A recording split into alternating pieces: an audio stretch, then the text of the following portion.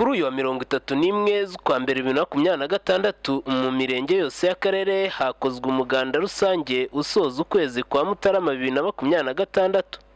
Minisitiri w'uburinganire n'iterambere ry'umuryango MEM Uwimana Console imboni y'akarere ari kumwe n'umunyamabanga nshingwabikorwa w'intara n'abayobozi b'inzego z'umutekano mu karere bifatanyije n'ubuyobozi bw'akarere n'abaturage b'umurenge wa Musha mu bikorwa byo gutunganya umuhanda wa kilometero 5 n'ibice 7 uca mu tugari twa Kabare na Kagarama.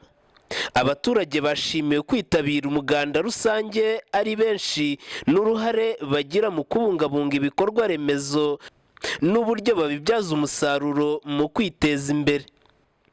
Bakanguriye gukomeza kwimakaza isuku hose no gukomeza kwigira ku bakurambere b'intwari mu gusigasira ibyagezweho no kubyongera.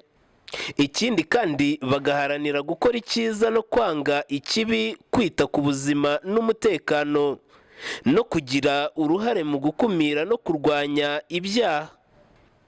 Babashishikariza kandi gukomeza gukora ibikorwa byiza by'ubutwari n'ubumwe bw'Abanyarwanda nk'inkingi z'iterambere rirambye. Nyuma y'umuganda kandi abaturage bagejeje ku buyobozi ibyifuzo n'ibibazo ndetse bafatanya kubikemura. Nyuma y'uyu muganda kandi abayobozi batemberejwe mu kirombe cya Trinity Musha Rwamagana. Nge nari P wanyu Buganza TV Rwamagana.